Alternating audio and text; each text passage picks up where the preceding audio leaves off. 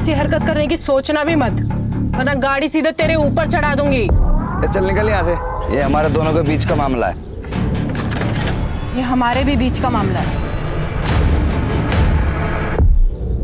प्रिया मेरी best friend है, अगर आइंदा इसके आसपास भी नजर आया ना तो गाड़ी सीधा तेरे घर में घुसा दूंगी। नीति, नीति, चल निकल यहाँ से, निकल। देख लो मत जान, तू इसको झेलती क्यों है? गरीबों को तो झेलना ही पड़ता है ना। और वैसे भी किस्मत का क्या पता, कल को अगर मुझे इससे ही शादी करनी पड़ जाए। ऐसा सोचना भी मत, वरना गाड़ी तेरे ऊपर ही चढ़ा दूंगी मैं। देख, अगर पैसे की प्रॉब्लम है ना तो तू मुझे बता दे, मैं पापा से बात कर लूंगी, तेरी कहीं ना कहीं जॉब लगवा देंगे वो तो अच्छा हुआ मेरा ड्राइवर आज गुटली मार गया, तो मुझे खुद डिलीवरी करने निकलना पड़ा। लड़की होके तू कंपनी चलाती है, डिलीवरी भी खुद ही देने जाती है, इतना सब कुछ तू कर कैसे लेती है? अरे हिम्मत हो तो सब कुछ पॉसिबल है, तू भी कर सकती है। चल तुझे घर छोड़ देती हूँ।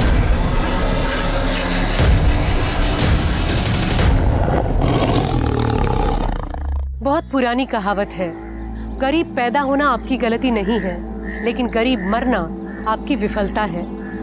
नमस्कार, मैं सोनाली कुलकर्णी आपका स्वागत करती हूँ क्राइम पेट्रोल के इस नए अध्याय में। आजादी के इतने सालों बाद आज भी गरीबी हमारे देश की सबसे बड़ी समस्याओं में से एक है। आज का हमारा एपिसोड भी ऐसे ही एक गरीबी और चाहत से जुड़े गुनाह की एक कहानी है। 21वीं सदी के 2 दशक बीत जाने के बाद आज भी लोग अपनी चाहत को हासिल करने के लिए शॉर्टकट्स ढूंढ रहे हैं। इच्छा रखना और उसे पाने के लिए कोशिश हमेशा करनी चाहिए, लेकिन फर्क तो सिर्फ इस बात का है कि आप किस माइंडसेट के साथ आगे बढ़ रहे हैं। अपने पापा को बुलाइए, मैं लड़कियों से बात नहीं करता, बताऊंगा उन्हें। आप ऐसे पुराने एम्प्लॉय को कंपनी से निकाल नहीं सकती। टेक ओवर के वक्त ये डील हुई थी। डील 3 साल पहले हुई थी एमएन जी, अब कंपनी मैं संभालती हूँ। अगर कोई ड्राइवर महीने में आधे से ज्यादा दिन काम पर नहीं आएगा तो वो बाहर जाएगा, और अगर आगे से आपने ऐसे किसी इंसान का पक्ष लिया है ना तो आप भी बाहर जाएंगे। बहुत बड़ी गलती की है मेरे पापा ने जो आपको ये बिजनेस बेचा।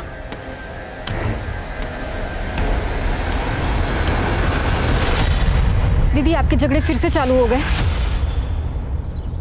अरे तो क्या करूं स्वाति, ऐसे लोग ऑफिस आकर लड़कियों को धमकाएंगे, उनको परेशान करेंगे, तो ऐसे लोगों को ऐसे ही हैंडल करना पड़ता है। अरे दीदी, तो पापा से बात करो ना, आप क्यों झगड़ा करते फिरते हो? नहीं नहीं, पापा को पहले ही 10 टेंशन है फैक्ट्री की। स्वाति मेरी बात सुन, पापा को कुछ भी नहीं बोलेगी, ठीक है? अरे बोला था ना आराम से काम करो।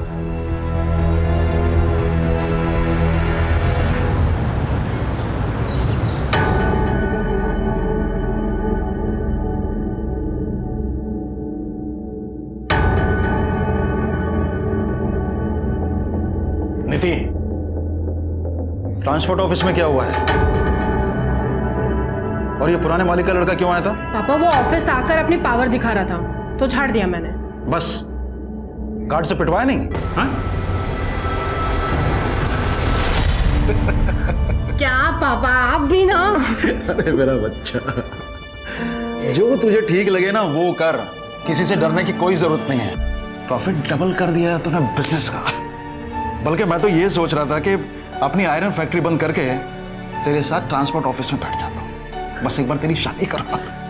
पापा ये शादी, अरे रुक ना बेटा, ये देख कुछ फोटोग्राफ्स आए। अरे देख तो सही, इनमें से तेरे बिजनेस के साथ किसी को कोई भी प्रॉब्लम नहीं है। ये लड़के वड़के देखना नहीं होता मुझसे, एंड आई नो आप मेरे लिए जो चुनोगे बेस्ट चुनोगे।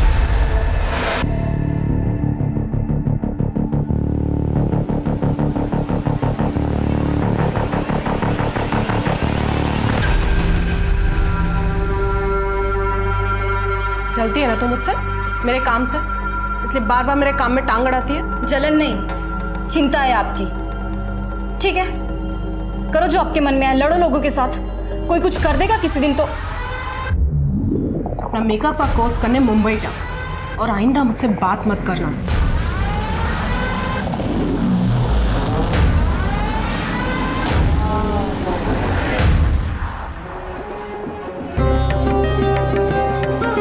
अरे स्वाति बेटा, नीति को जल्दी से ले आओ, शादी का मुहूर्त हो रहा है।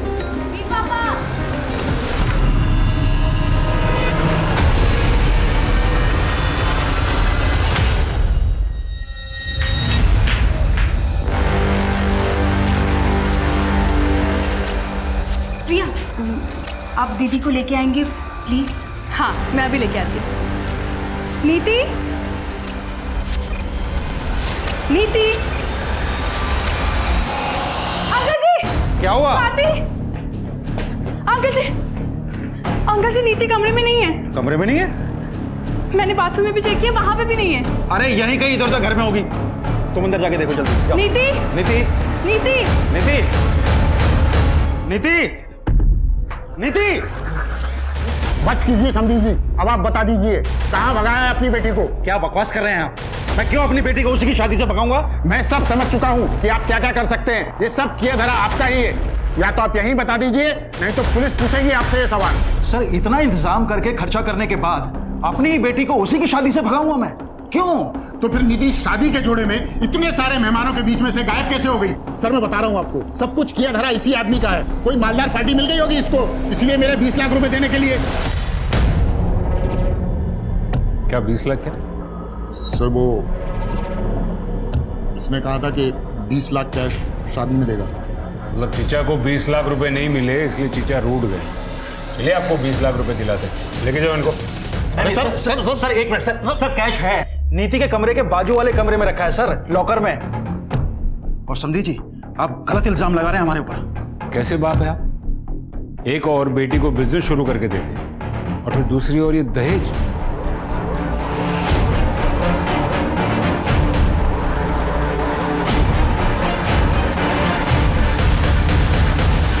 क्या लॉकर खुला है और पैसे गायब हैं? सर मैंने पैसे लॉकर में ही रखे थे सर, मुझे याद। बस कीजिए पापा, पैसों को छोड़िए अभी। दीदी इंपॉर्टेंट है ना अभी।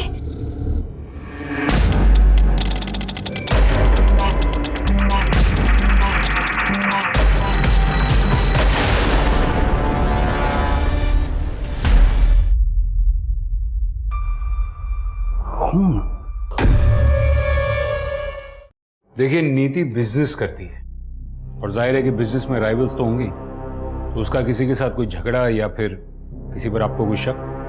हेमंत हो सकता है, या फिर वो प्रिया का आशिक अभय और हेमंत वाली बात तो पुरानी हो गई है। तू ब्यूटी पार्लर के कोर्स के लिए मुंबई चली गई थी, तुझे कुछ नहीं पता है।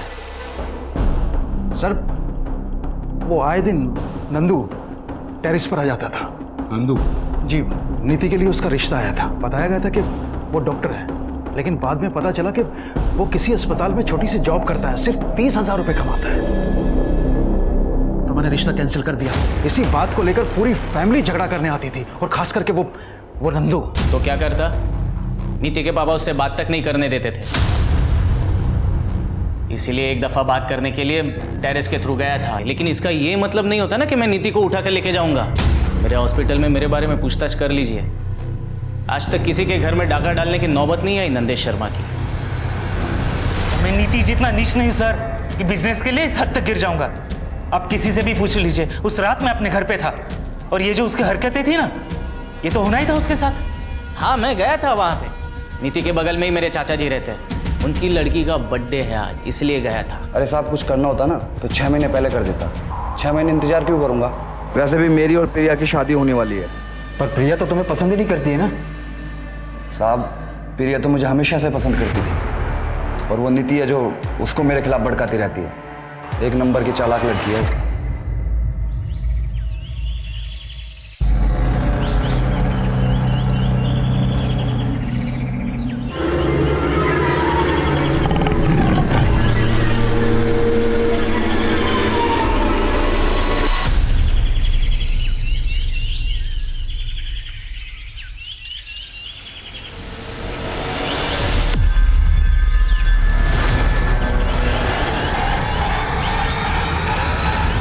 सर इसकी शादी होने जा रही थी, फिर ये शादी से ही गायब हो गई। फिर किसी ने इसे इतने बेरहमी से मार दिया। किसने किया? गहने कहाँ गए? सब 14-15 लाख से ऊपर के गहने थे।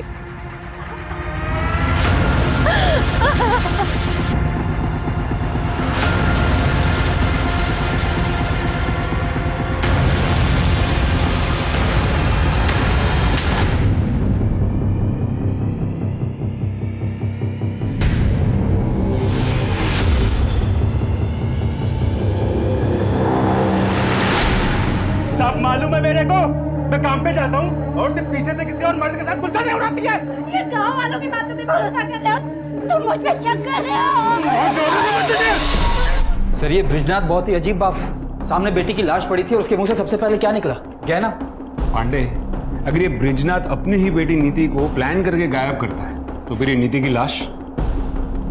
एक काम करो, ये ब्रिजनाथ का फोन मंगवाओ। एक मिनट बताइए बात क्या है? मुझे मिलने दीजिए साहब से। एक मिनट मैडम, बोलिए क्या बात है?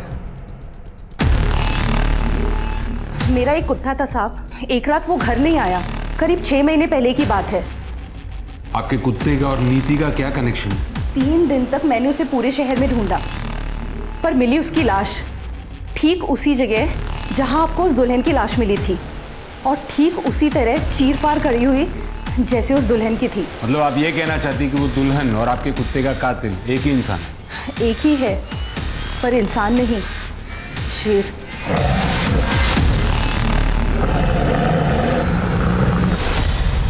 मैडम इस जंगल में सियार तक नहीं है, शेर? मुझे मालूम था आप लोग ऐसे नहीं मानेंगे, इसीलिए। 1 मिनट। जीतू, जीतू इधर आ। साहब ये जीतू है, वो रामदीन सिंह है ना, उसकी वर्कशॉप में काम करता था, जहां वो लकड़ी और रद्दी का काम होता है। अभी 3 महीने पहले इसने नौकरी छोड़ी है। जीतू बता ना साहब को, तूने उस दिन क्या देखा था? बता, डर मत, बता। साहब उस रात ना बहुत बारिश हो रही थी, इसलिए मैं ना कारखाने में रुक गया था, और जब बारिश बंद हुई ना तो मैंने बड़े से जानवर की परछाई देखी। मतलब रात के अंधेरे में तूने परछाई देख ली? हाँ साहब, मतलब मेरा कि मैंने एक बड़े से जानवर को वहां से जाते हुए देखा। मैं इतना डर गया था ना, पूरी रात में कारखाने में रुका, और उसके बाद मैंने कुत्ते की चीख सुनी। बेटा बारिश तो बहुत हुई थी ना उस रात, है ना? तो जमीन तो गीली हो गई होगी, तो दूसरे दिन सवेरे तुझे शेर के पंजों के निशान नहीं दिखे? बोल। कुछ भी हो जाए आप लोग तो मानेंगे नहीं, क्योंकि शेर को पकड़ना तो आप लोगों के बस में है नहीं। जीतू चल, इन्हें बोलने का कोई फायदा नहीं, ये हमारी बात पे विश्वास नहीं करेंगे। सर ये रिपोर्ट आ गई। हाँ, ये क्या नया ट्रैक है पांडे? शेर? सर ये सरिता जी अकेली रहती हैं तो शायद मनगढ़ंत कहानियां बनाती होंगी। सर मेन प्रॉब्लम तो यहाँ है फॉरेंसिक रिपोर्ट पे। हमें टेरेस पे जो ब्लड मिला था वो लड़की का है ही नहीं। तो हमारे किसी सस्पेक्ट का होगा। नंदू और बाकी सस्पेक्ट से मैच करवा। जी सर। अलमारी में कोई फिंगरप्रिंट्स नहीं मिला। हाँ तो पांडे ऐसा हो सकता है कि जो आया था वो ग्लव्स पहन के आया था। तो मुझे ये बताओ ना कि पोस्टमार्टम रिपोर्ट में क्या है? सर पोस्टमार्टम रिपोर्ट में तो एक अजीब बात सामने आई है। नीति की बॉडी पर जो घाव थे उसमें लकड़ी का चूरा मिला है। लकड़ी का चूरा? इसका मतलब है जो मर्डर वेपन है वो लकड़ी काटने के काम आता है। पांडे, ये सरिता जी जो अभी आकर गई वो किसी रामदीन के बारे में बात कर रही थी, जिसकी कुछ लकड़ी काटने की और रद्दी की वर्कशॉप। जी सर। चलो इस रामदीन से मिलकर आते हैं। कमाल करते हैं साहब, डेड बॉडी पे लकड़ी का भूसा मिल गया और आप सीधे हमारे वहां चले आए। हम ये बंद कर, बंद।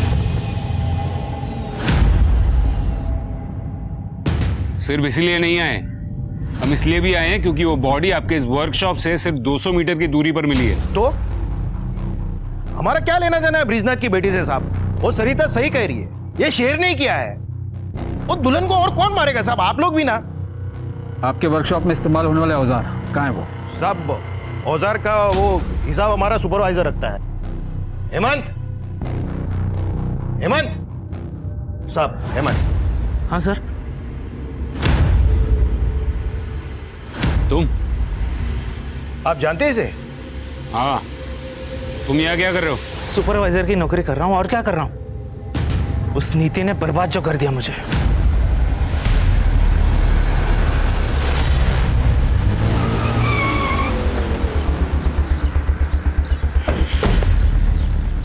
पांडे, ये हेमंत जितना सीधा दिखता है उतना सीधा लगता नहीं है।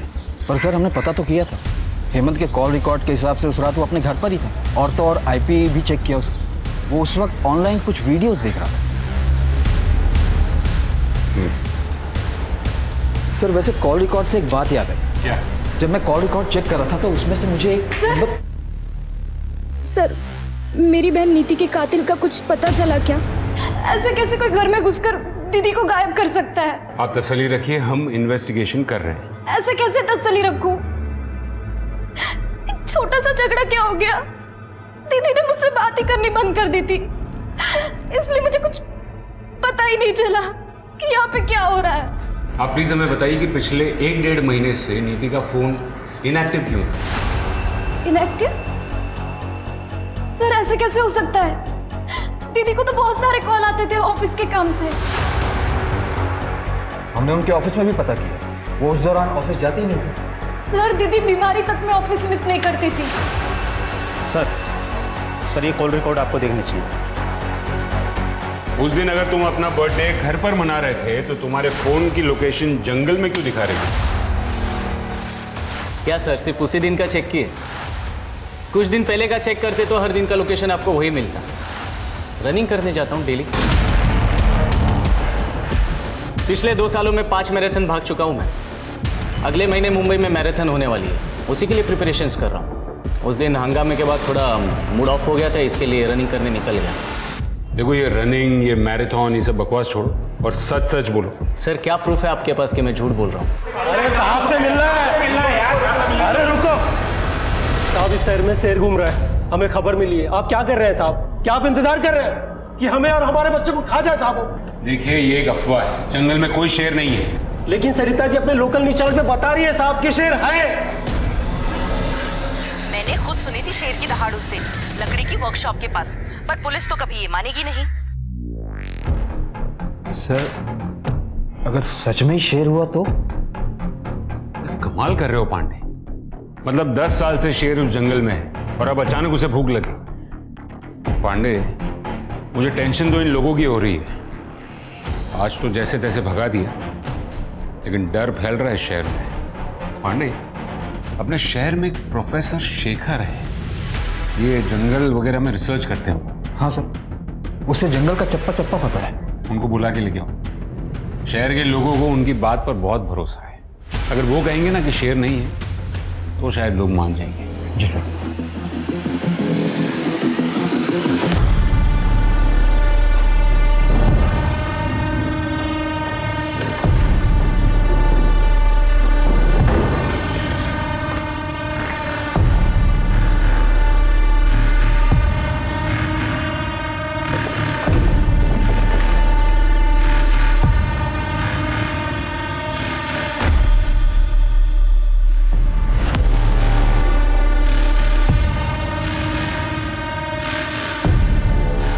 मेहनत से बिजनेस सेटल किया है। घर के काम नहीं कर पाऊंगी, ऑफिस जाना पड़ता है रोज।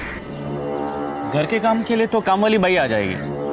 बिजनेस आपका पैशन है, वो ज्यादा इंपॉर्टेंट है। ये सब बातें आप सिर्फ मुझे इम्प्रेस करने के लिए तो नहीं कह रहे? वो जानने के लिए तो आपको शादी करनी पड़ेगी।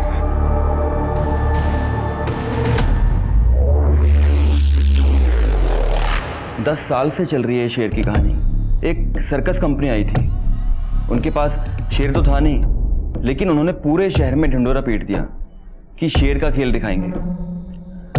और इवेंट वाले दिन उन्होंने कह दिया कि शेर जंगल में भाग गया। तब से लोगों को लगता है कि जंगल में शेर है। प्रोफेसर साहब, अगर जंगल में शेर नहीं है तो फिर ऐसा कौन सा जानवर है जो इंसान की जान ले सकता है? सर ऐसा कुछ भी नहीं है। इतने सालों से मैं पेड़ों की गैर कानूनी कटाई के खिलाफ लड़ाई लड़ रहा हूँ और इसीलिए इस जंगल का चप्पा चप्पा जानता हूँ मैं। और जितना मैं लोगों को समझाने की कोशिश करता हूँ कि जंगल में कोई शेर नहीं है, उतना ही मेरी बुआ लोगों को आकर बोलती है कि इस जंगल में शेर है, शेर है। बुआ? हाँ सर, सरिता जी मेरी बुआ हैं। वो मेरी बात समझती ही नहीं है। लेकिन खैर, अगर आप कह रहे हैं तो मैं पूरी कोशिश करूँगा कि लोगों को समझा पाऊँ।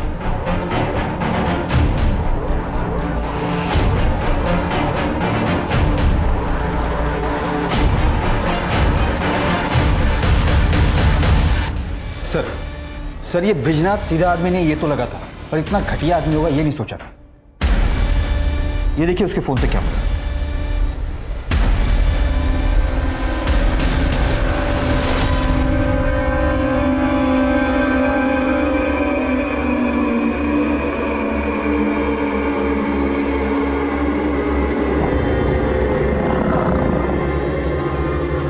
कौन है?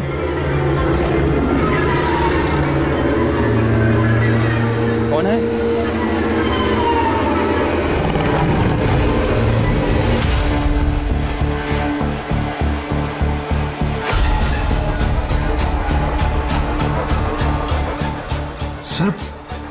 क्यों अपनी बेटी की ऐसी फोटोग्राफ्स लूंगा?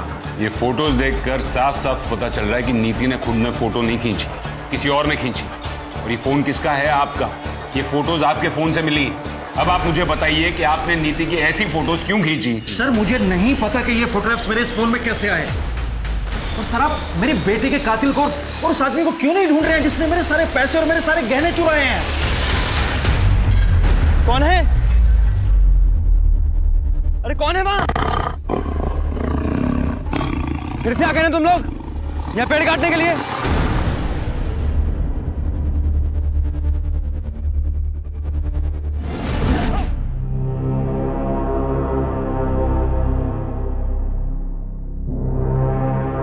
ऐसे क्या देख रही है?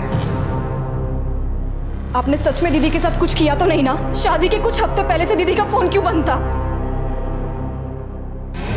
तेरी हिम्मत कैसे हुई मुझसे ऐसी घटिया बात करने की? और उसका फोन बंद नहीं था तो उससे बात नहीं करनी थी।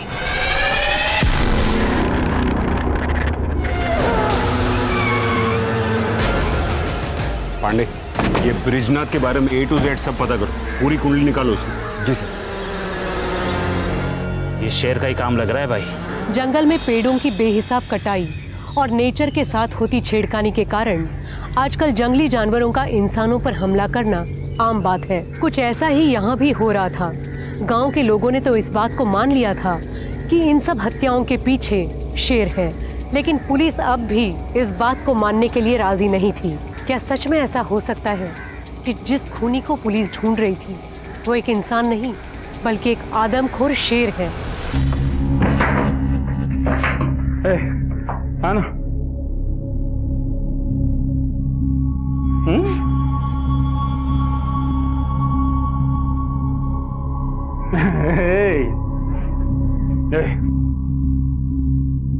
तेरे को बोला था ना सब ठीक कर दूंगा मैं। एक बार फिर से अपना घर बस रहा है।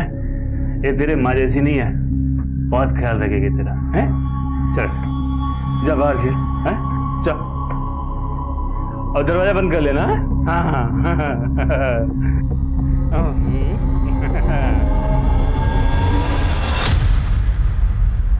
सर बॉडी की कंडीशन देख के तो लग रहा है कि यह किसी जंगली जानवर का काम है। देखिए डॉक्टर, मुझे आपसे ये शेर वाली कहानी नहीं सुननी। मुझे ये बताइए, अगर किसी इंसान ने मारा हो तो कैसे मारा होगा? तो सर उसके लिए दो हथियारों का इस्तेमाल एक ही साथ हुआ है, एक कुछ हथौड़ी जैसा और दूसरा धारदार औजार। ठीक है। सर दुल्हन की बॉडी पर से जेवर गायब थे। अब ये काम शेर का तो नहीं हो सकता ना? सर कहीं सच में कोई शेर तो नहीं जो जंगल से नदी पार करके इस तरफ आया हो? पांडे, नदी के पार जंगल नहीं गांव है, और फोकस शेर पे नहीं इस पे करो।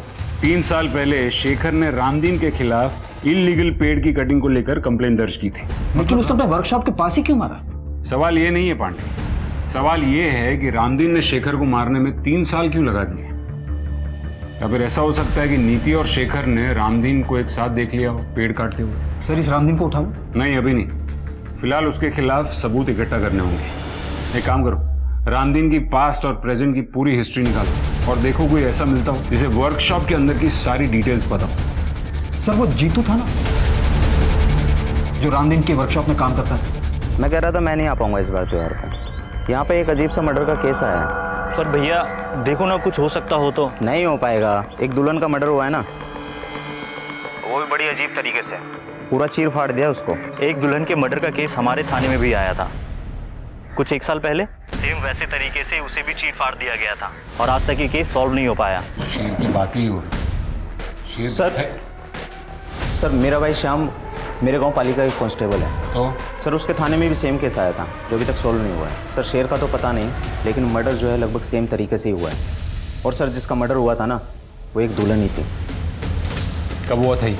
और उस केस की और कोई डिटेल्स हैं? सर करीब 1 साल पहले की बात होगी, लेकिन सर दुल्हन की आइडेंटिटी अभी क्लियर नहीं हुई है। ठीक है, वहाँ के ऑफिसर से बात करवाओ। जी सर। साहब वो ब्रिज जी के यहाँ पे ज़्यादा पैसे मिले थे मुझे, इसलिए मैं वर्कशॉप पे नौकरी छोड़ दी थी। और वहाँ पे शेर का भी तो खतरा था ना साहब। मेरे सामने शेर की बात मत करना, समझा?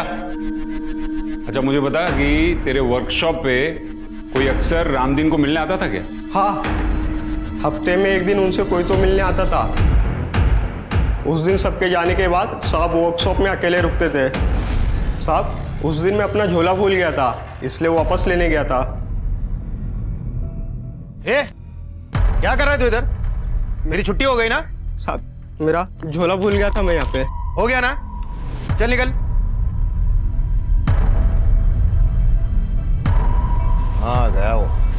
आ जाओ। कौन था वो? साहब मैं ज्यादा कुछ नहीं देख पाया था, रामदीन जी ने मुझे भगा दिया था वहां से। सर एक मिनट। सर ब्रिजनाथ के मोबाइल में जो फोटो मिले थे उन्हें इनलार्ज करवाया। सर ये फोटो में देखिए किसी का रिफ्लेक्शन दिख रहा है, नीति की फोटो खींचते हुए। ये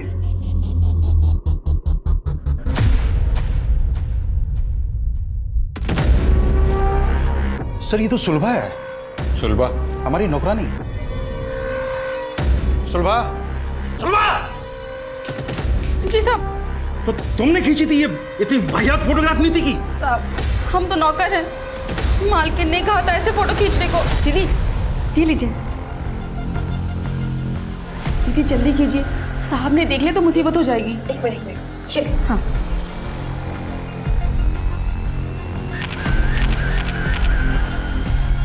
पर दीदी के पास खुद का अपना फोन था, तो पापा के फोन से क्यों खिंचवाएंगी?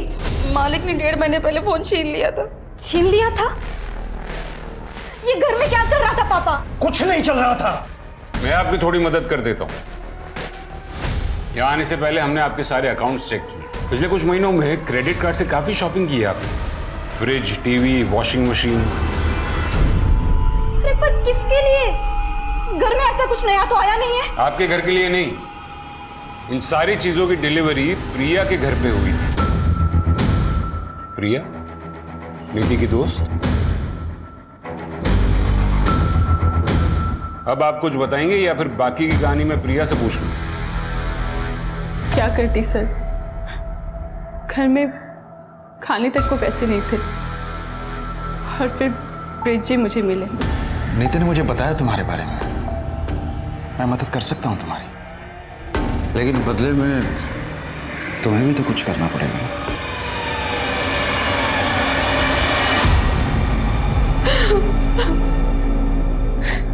मेरे पास और कोई रास्ता नहीं था सर। और नीति को ये बात कब पता चली?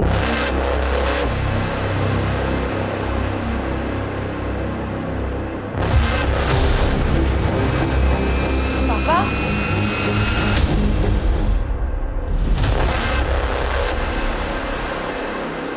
और जब नीति ने आपकी इस हरकत का विरोध किया तो आपने उससे उसका फोन छीन लिया, उसका ऑफिस जाना छुड़वा दिया। वो अपने बाप से बदतमीजी कैसे कर सकती थी?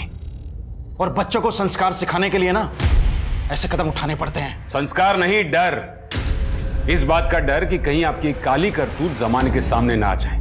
और आपको लगा होगा कि शादी के बाद तो आप नीति जैसी कॉन्फिडेंट लड़की को रोक नहीं पाओगे। तो पापा आपने दीदी को इसलिए शादी वाले दिन भी आप सब प्रिपरेशन छोड़ के आधे घंटे के लिए कहीं चले गए थे और आते ही आपने दीदी को बुलाने के लिए कहा था। फूल लाने के लिए गया था, पंडित जी ने अचानक से फूल लाने के लिए बोल दिया था। तो आपने अपनी प्रिया को कहा होगा कुछ करने के लिए। नहीं, ब्रिज जी ने मुझे कुछ नहीं कहा था। नीति मुझसे नफरत करने लगी थी। कई बार तो उसने मुझे थप्पड़ भी मारा था, लेकिन मैंने उसे कुछ भी नहीं कहा और कहती थी किस मुंह से मुझसे ये सब कुछ और झेला नहीं जा रहा था, इसलिए मैंने अभय से शादी करने के लिए हाँ कह दिया। सर वो गांव से ऑफिसर का फोन। हाँ जी, मुझे वो दुल्हन वाले मर्डर केस की डिटेल्स चाहिए थी। हाँ सर, एक फ़ोन मिला था उसके पास से, लेकिन वो बहुत ही डैमेज था और लॉक भी था। बहुत टाइम लग गया उसको ठीक करने में और अनलॉक करने में। अब करीब 1 साल के बाद अनलॉक हुआ तो पता चला कि वो यहीं गांव के पास ही रहती थी। दुल्हन की फैमिली का कहना था कि उस लड़की का किसी के साथ चक्कर चल रहा था, लेकिन किसके साथ वो हमें पता नहीं। Thank you very much. और कोई डिटेल्स मिले तो हमारे साथ शेयर कीजिएगा। Okay sir. मेरा पूरा परिवार बिखर गया।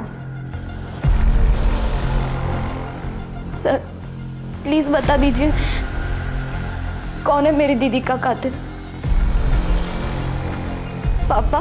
देखिए, हमने पता लगाया आपके पिताजी वाकई में फूल लेने गए थे, तो फिर और कौन रह जाता है?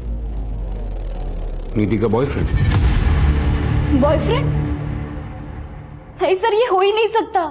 दीदी का फोकस सिर्फ बिजनेस पे ही था और दीदी तो ये शादी से भी बहुत खुश थी। तो फिर एक जवान लड़की ऐसे फोटोज किसके लिए क्लिक करेगी? हमने फोन भी चेक किया, हमें कोई नंबर नहीं मिला। शायद वो इंटरनेट कॉलिंग से बात किया करती थी। और इस केस में ये पॉसिबल है कि घर से चोरी नीति ने या फिर नीति और उसके बॉयफ्रेंड ने मिलकर की थी। पैसे दीदी ने नहीं चुराए थे, मैंने चुराए थे। मुझे अपना ब्यूटी पार्लर खोलने के लिए पैसे चाहिए थे और पापा को मुझ पे भरोसा ही नहीं था और दीदी मुझसे बात ही नहीं कर रही थी।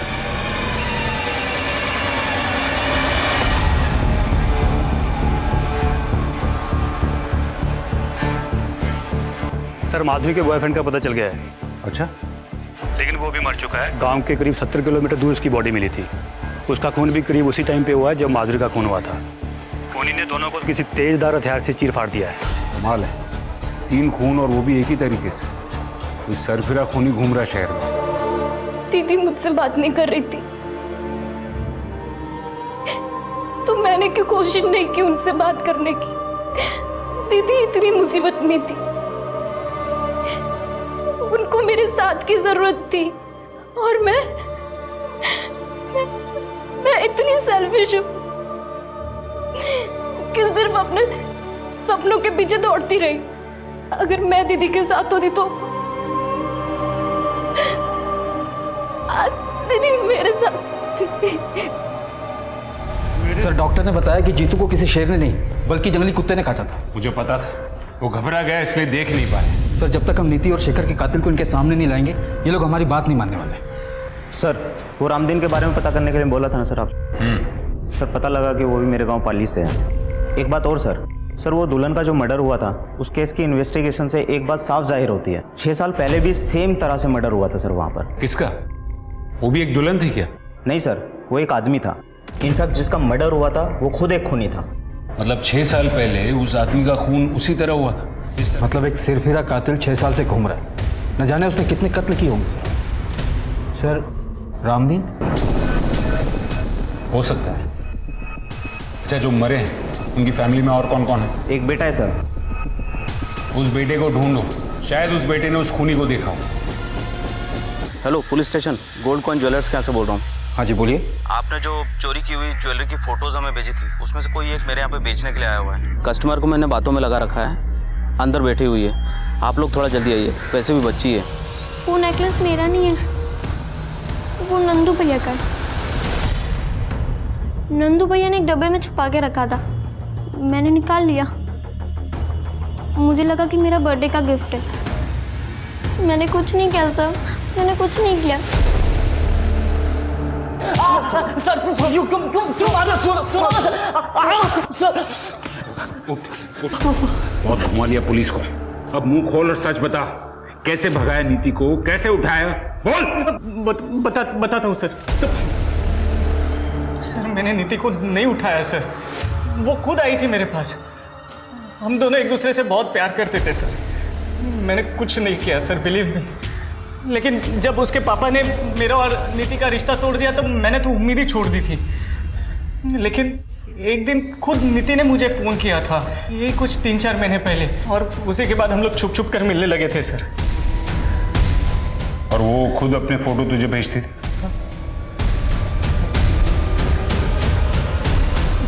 जी सर, बॉयफ्रेंड था मैं उसका। लेकिन भागने का प्लान नीति ने बनाया था और हम लोग भागकर सीधा मुंबई जाने वाले थे। और बराबर शादी वाले थे? हाँ, मतलब नीति का ऐसा प्लान था कि शादी वाले दिन उसके पास ढेर सारे गहने होंगे तो मुंबई में हम लोग आराम से सेटल हो जाए।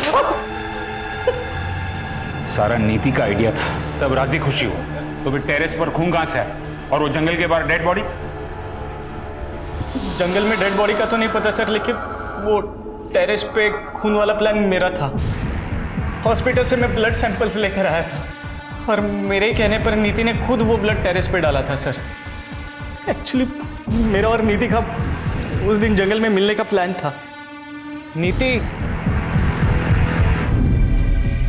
नीति, अरे कहाँ हो यार तुम?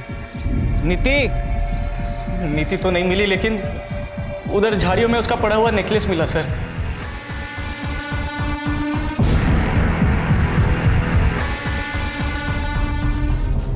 मेरा विश्वास कीजिए सर, उस दिन जंगल में क्या हुआ मुझे कुछ नहीं पता सर। उस दिन जंगल के आसपास तू अकेला ही था और कोई नहीं था। तुमने जरूर किसी को देखा होगा। नहीं सर, मैं अकेला नहीं था, मतलब और भी कोई था वहां पर। दूर से उसकी शक्ल देख तो नहीं पाया, लेकिन हाँ वो लंगड़ा कर चल रहा था। शायद उसके पैर में कोई तकलीफ थी और वो रामदीन के वर्कशॉप की ओर जा रहा था सर। सर रामदीन के वर्कशॉप में कौन कितने बजे आता जाता है ये सुपरवाइजर हेमंत को जरूर पता हो। अच्छा, वो जिसके पाँव में दिक्कत है सर, वो तो टेम्पररी ड्राइवर था जिसे कुछ सामान लाने के लिए भेजा था। क्या नाम है उस ड्राइवर का? सर सुखबीर, जिसे उस नीति ने काम से निकाला था। मैंने कुछ नहीं किया सर, वो तो मेरी किस्मत ही खराब जो उस वक्त मैं फैक्ट्री गया था कुछ काम से।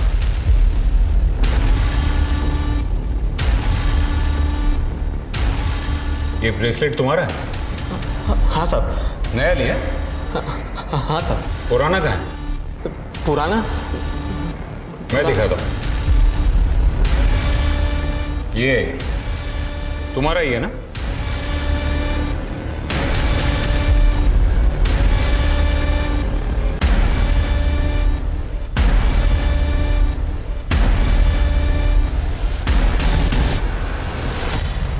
हाँ साहब, मेरा ही है। वो पुराना ढीला हो गया था ना, तो गिर गया होगा शायद। अच्छा, और वो भी वहीं पर गिरा जहां पर नीति की लाश मिली थी? भगवान की कसम साहब, उस वक्त कोई बॉडी नहीं थी वहां पे। हम गरीब छोटे लोग हैं ना साहब, इसलिए सब हमें ही परेशान करते। वहां बड़े लोग क्या नहीं करते, कोई कुछ नहीं बोलता उनको। वो रामदीन सिंह। हाँ गया वो, आ जाओ। वो औरत, उसको देखा मैंने उसके साथ। वो शेर शेर करते फिरती है ना शहर में, वही औरत। सरिता? हाँ हाँ, वही सरिता। मतलब सरिता और रामदीन? मतलब पेड़ों की कटाई नहीं, आप दोनों के बीच जो रिश्ता है वो छुपाने की कोशिश कर रहे थे। नीति और शेखर ने आपको सरिता जी के साथ देख लिया था उससे, इसलिए आपने उन दोनों को। सर लेकिन एक बात समझ में नहीं आई, दूसरे शहर जाकर उस दुल्हन को और उसके बॉयफ्रेंड को क्यों मारा आपने? अरे साहब ये क्या कह रहे हैं आप सर, हमने किसी को भी नहीं मारा है साहब। जब तक सब कुछ सच सच नहीं बता देते तब तक यहां से बाहर जाने नहीं दूंगा मैं।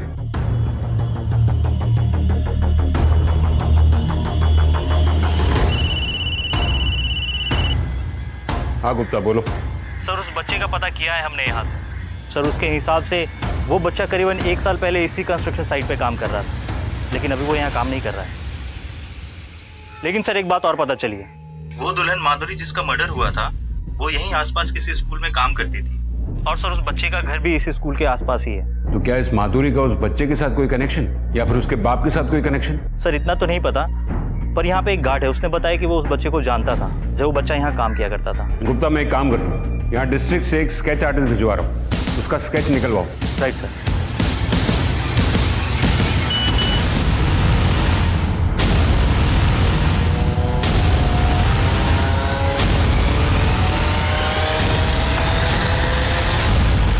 अरे साहब हमें क्यों बंद करके रखा, हमने कुछ नहीं किया साहब, हम कह रहे हैं ना साहब। एक बात बताओ, तुम्हारे वर्कशॉप में जो जो काम करते हैं या करते थे उनमें से तुम्हारे गांव पाली से कौन था?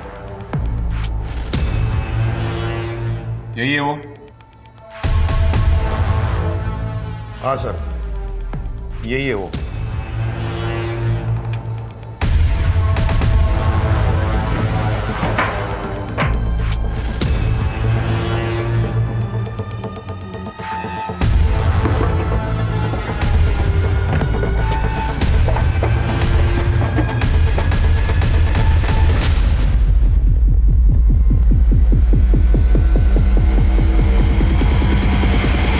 सर ये लोगो इस गांव में कई जगह देखने को मिलेगा। एक बाबा यहाँ का है, उसी का ही लोगो है। चलिए मैं लेकर चलता हूँ आपको उस बाबा के घर।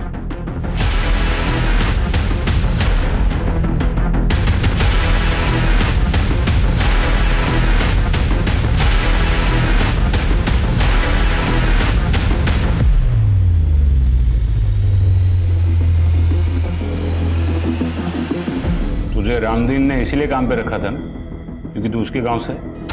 हाँ रखा था तो साहब। और तुझे नौकरी सिर्फ इसीलिए करनी थी ना कि एक अच्छी सी लड़की से शादी करनी थी? साहब शादी करके घर तो बसाने है ना हमें भी। वाह, ये कमाल है। लोग शादी करने के लिए मैरिज ब्यूरो में नाम लिखवाते हैं, पेपर में ऐड देते हैं, और तू मर्डर करता है। क्या साहब, ये क्या बोल रहे हो आप? ये मैं नहीं बोल रहा हूं, तेरा वो जंगल वाला बाबा बोल रहा है। थोड़ी जेल की हवा लगी, 2 डंडे पड़े तो मुंह खुल गया उसका। साहब, मैं शादी करके ना सिर्फ घर बसाने वाला था। वो माधुरी थी ना, उससे बहुत प्यार करता था मैं, लेकिन उसने क्या किया, घर से भागने के लिए मेरा ही इस्तेमाल किया। किसके लिए? उस फालतू लड़के के लिए। हाँ, मैं घर से जल्दी निकलकर जंगल में तुम्हारा वेट करूंगी। हाँ, तुम लेकिन लेट मत होना। हाँ, सारे गहने लेकर आ रही हूँ, पहने हैं मैंने। तुम जल्दी आना बस।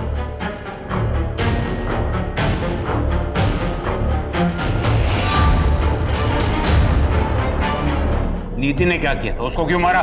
बाबा ने कहा बलि दो, सफलता मिलेगी। फिर बाबा ने मुझे बताया कुछ पाने के लिए बलिदान देना पड़ता है, बलि देनी पड़ती है। एक जानवर, एक लड़की को मारकर तुझे सफलता मिलती, और शेखर, उसकी बलि क्यों दी? और तेरे माँ बाप, उनको क्यों मारा? वो जो कुछ भी बोलते थे मेरी माँ के बारे में, उनके आशिक के बारे में, सब कुछ झूठ था, सब गलत था।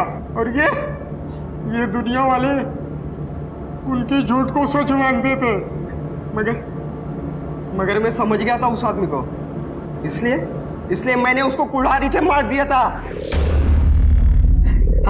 अब चिंता करने की कोई बात नहीं, बाबा ने मेरा शुद्धिकरण करवा दिया है। अब मैं शादी कर सकता हूँ, अपना घर बसा सकता हूँ। तेरा शुद्धिकरण तो बेटा अब हम करेंगे, और तेरा घर है ना, ये जेल में बसाएंगे।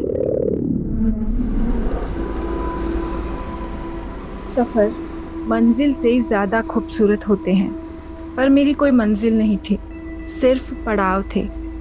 एक इंटर्न से प्रेस जर्नलिस्ट से टीवी रिपोर्टर, और अगला पड़ाव न्यूज़ एंकर।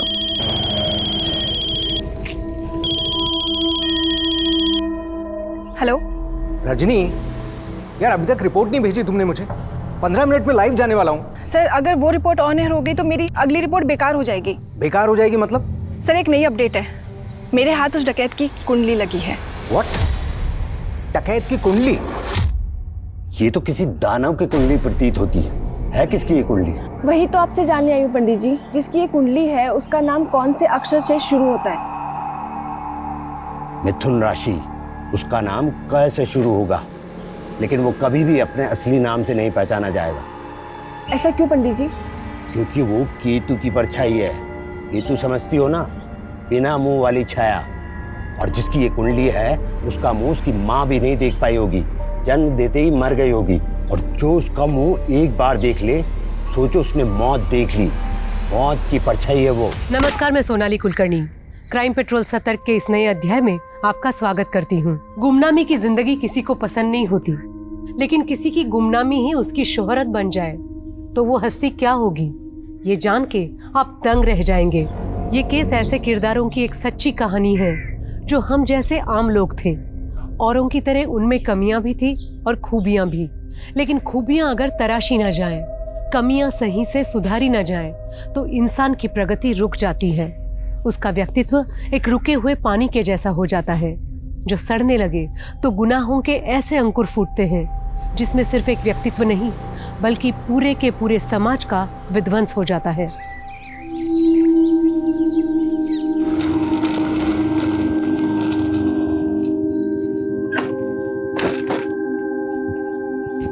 गुड मॉर्निंग पापा। Good morning.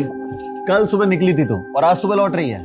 मेरे पापा, आप तो मेरा काम जानते हो ना कि कैसे है। हाँ, सब जानता हूँ। दिन भर इधर उधर धक्के खा के खतरे मोल लेती रहती है।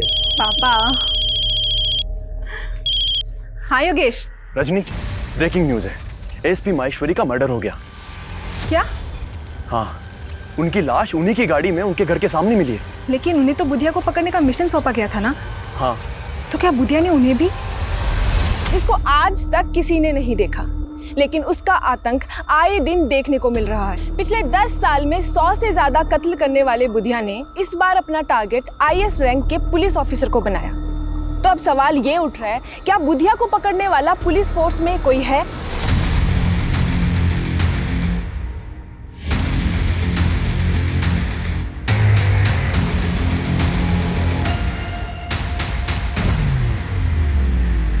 ये हमारे मिशन का नाम होगा, मिशन परछाई।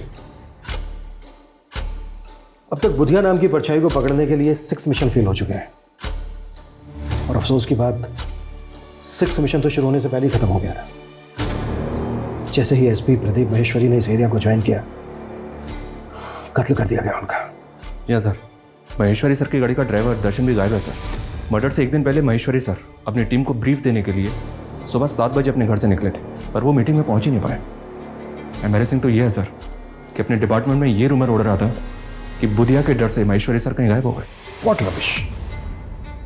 महेश्वरी बैचमेट था मेरा, अच्छे से जानता हूं महेश्वरी को। एनीवे, हमें महेश्वरी के ड्राइवर दर्शन के गायब होने की कहानी भी पता करनी होगी। हो सकता है सर ये बुधिया का इन्फॉर्मर हो। As we all know, Budhiya के डर से अपने डिपार्टमेंट के कई लोग इन्फॉर्मेशन लीक कर देते हैं। इसलिए मैंने डीआईजी सर से बात करके इस मिशन के लिए कुछ सेलेक्टेड ऑफिसर रखे हैं। क्या अपडेट है बाकी सर? सर वो जतिन और रमेश ने अचानक सिक लीव ले ली। जानता हूं। अब तक 6 मिशन में 16 पुलिस वाले मारे जा चुके हैं। आई नो, हम अपने लिए नहीं बल्कि अपने परिवार के लिए कंसर्न होते हैं। एनीवे, इस मिशन के लिए हमें सिर्फ और सिर्फ वो पुलिस वाले चाहिए जो अपने परिवार को भूलकर इस मिशन में शामिल हो। कब तक आ रहे हैं सर?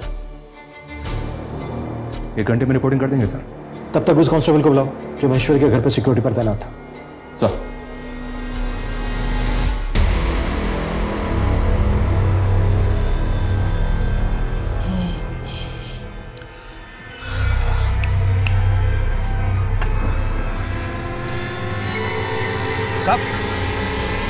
साहब, ये ड्यूटी कर रहे थे तुम? साहब 39 घंटे से नॉन स्टॉप ड्यूटी कर रहे थे साहब। हम आंख बंद नहीं करते तो वहीं पर ऑफ हो जाते साहब। हम मजाक समझा है? एक सीनियर ऑफिसर का कातिल इतनी आसानी से भाग गया, और तो साहब आप चाहो तो हमें सस्पेंड करवा दीजिए, लेकिन हम तो खैर मना रहे हैं कि वो हमें सोता देखकर बुधिया का आदमी हमें गोली नहीं मारा। डकैत बुधिया का खौफ चाहे जितना भी हो, लेकिन आपको ये बात जान के हैरानी होगी कि बुधिया का असली नाम बुधिया है ही नहीं। जी हाँ, बुधिया का असली नाम के अक्षर से शुरू होता है। मैं उसके माँ बाप, परिवार और उसके गांव की एक एक डिटेल्स आपसे जल्द ही साझा करूंगी। जिस बुधिया की फोटो तक पुलिस के पास नहीं है, उसकी फोटो जल्द ही आप अपनी टीवी स्क्रीन पर देखेंगे। मालिक, आज तक आपको देख ही कौन पाया है, और ये लड़की आपकी फोटो निकाल ली। इस लड़की ने तो मेरा भी दिमाग खोल कर रख दिया है। आप आज्ञा दे तो उस लड़की की गर्दन कटवा दूं? बस, मैंने उसकी आंखें फुड़वा दी जिसने एक बार भी मुझे देख लिया। किसी की आंख निकाल कर मार देता है, किसी की जुबान काट देता है। कई सरकटी लाशें मिली हैं जिनके मर्डर में बुधिया का हाथ माना जाता है। बिजनेसमैन, पॉलिटिशियन, आम आदमी। ऑन द रिकॉर्ड अब तक 151 से ज्यादा मर्डर केसेस, 72 डकैती, 67 किडनैपिंग। और कोई नहीं जानता कि वो दिखता कैसा है। पहले ऐसे कई लोगों को अरेस्ट किया गया सर, जिनको बुधिया गैंग का माना गया, लेकिन उनसे भी कोई इन्फॉर्मेशन हाथ नहीं लगी। अब हमें नए सिरे से बुधिया और उसके गैंग की एक एक इन्फॉर्मेशन निकालनी होगी। अब तक जो हमारे पास इन्फॉर्मेशन है उसके हिसाब से वो लोग जंगलों में रहते हैं, और उन जंगलों के ट्राइब्स के लोग उसकी शील्ड बनते हैं। हमें अपने खबरियों को कुछ इस तरह से इस्तेमाल करना होगा कि वो उन लोगों के साथ मिलजुल कर बुधिया और उसके गैंग की एक एक इन्फॉर्मेशन निकालें। हमें कैसे भी करके बुधिया और उसके गैंग का आतंक खत्म करना है।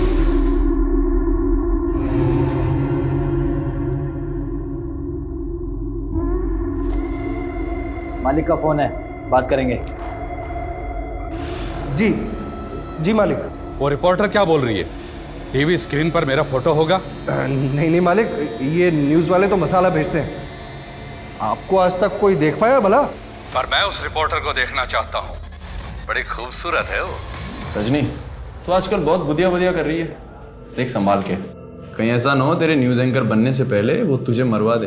तो मेरी फिक्र छोड़ दे, और रही बात न्यूज़ एंकर बनने की, तो तू सोच ले मैं न्यूज़ एंकर बन गई। बन गई मतलब ये, मेरे ऊपर एक बहुत बड़े आदमी का हाथ है, और उसी की वजह से मेरे पास दूसरे चैनल से ऑफर आया। मतलब अपनी प्रोफेशनल जोड़ी अब टूटने वाली है। चल वो छोड़, ये बता कि अपनी शादी के बारे में क्या ख्याल है? अरे शादी करने की फुर्सत किसे है यार। अच्छा चल, मुझे निकलना है, मैं जाती हूँ। रजनी, अपनी ड्रिंक तो खत्म कर यार। मेरी पार्टी कहीं और है।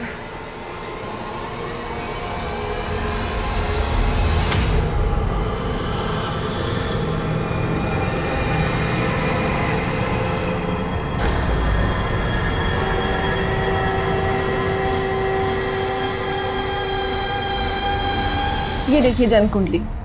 जन्म कुंडली के आधार पर इंसान के जन्म स्थान का भी पता लगाया जा सकता है और मेरा अगला मिशन उसी स्थान पर जाना है जहां मैं बुधिया का असली नाम और उसका पता मालूम करूँ।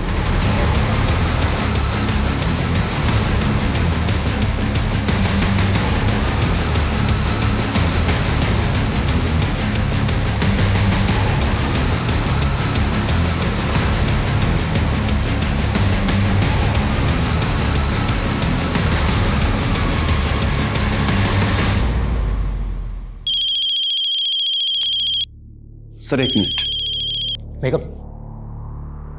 हाँ अंकल। योगेश, रजनी कल से घर नहीं आई है, उसका फोन भी स्विच ऑफ आ रहा है, कहाँ है वो? अंकल मैं भी उसे काफी देर से ट्राई कर रहा हूँ। मुझे भी समझ में नहीं आ रहा कि वो अब तक ऑफिस क्यों नहीं आई। क्या? इस एरिया में है एसपी महेश्वरी का घर। जाहिर सी बात है उन्होंने एसपी ऑफिस के लिए रूट लिया होगा और एसपी ऑफिस है इस एरिया में।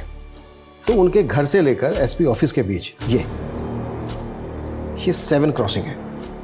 मतलब एसपी महेश्वरी के साथ जो कुछ भी हुआ वो इन्हीं रास्तों पर हुआ।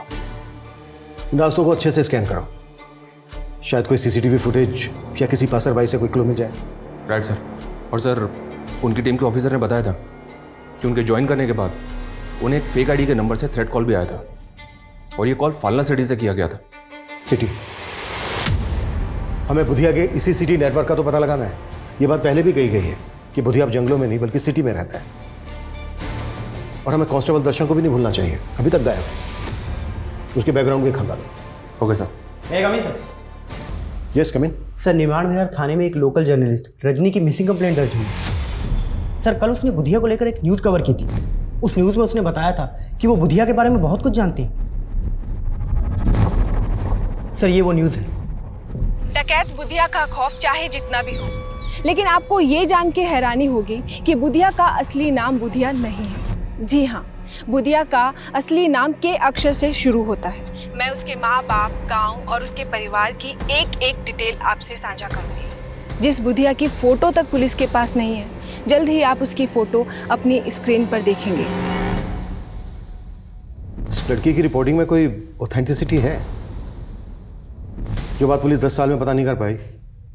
कोई लड़की कह रही है कि इसके पास बुधिया की फोटोग्राफ है और बुधिया का असली नाम के अक्षर से शुरू होता है। ए करण, रुक। क्या यार करण, तेरे तो भाव बहुत ही बढ़ गए। खैर अच्छा है, जो भी कीमत मांगेगा दूंगा, बस मेरा एग्जाम तू दे दे। और हाँ, वो एग्जाम के लिए जो फेक आईडी लगेगी ना, वो मैं बनवा दूंगा। मैं ये गलत काम नहीं करूंगा। अगर एग्जाम क्लियर करना है तो पढ़ाई कर। ओ पढ़ाकू, साले जानता है तू किसको मना कर रहा है? एक रईस बाप की नालायक औलाद को। लेकिन तू मुझे खरीद नहीं सकता है। अपना साले तुझे मैं खरीदूंगा नहीं, मैं तुझे उठा के बेचूंगा। वो एलएनसी के एग्जाम क्लियर करके तेरे को जॉब चाहिए ना, बंधुआ मजदूर बनेगा तू, याद रखना मेरी बात।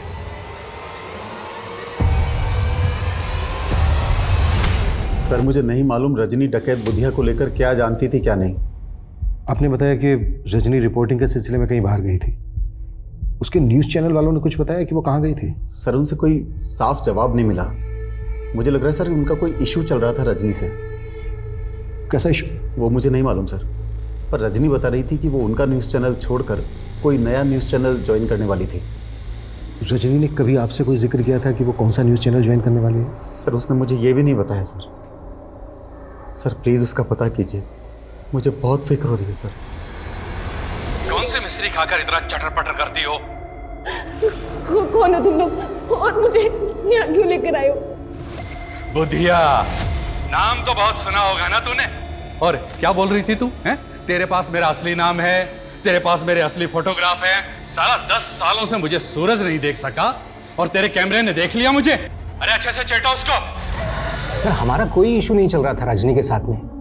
उसने तो यहाँ से रिजाइन भी नहीं किया, फिर वो कोई दूसरा न्यूज़ चैनल कैसे ज्वाइन करती? और आपके चैनल पे जो बुधिया को लेकर इतनी न्यूज़ चल रही है वो? तो सर रजनी ने जो कुछ कहा था उसके प्रूफ्स थे उसके पास में। वो काफ़ी टाइम से लगी हुई थी बुधिया के बारे में इंफॉर्मेशन गैदर करने में और सारे प्रूफ्स मुझे देने भी वाली थी। फिर अचानक से उसके गायब हो जाने का पता चला। आप मानते हैं कि रजनी की बातों में सच्चाई है? हाँ सर, उसका तो ये भी कहना था कि बुधिया का असली नाम बुधिया नहीं है, कुछ और है, और वो किसी शहर में रहता है अपनी फैमिली के साथ में, जिसका शायद उसने पता लगा लिया था।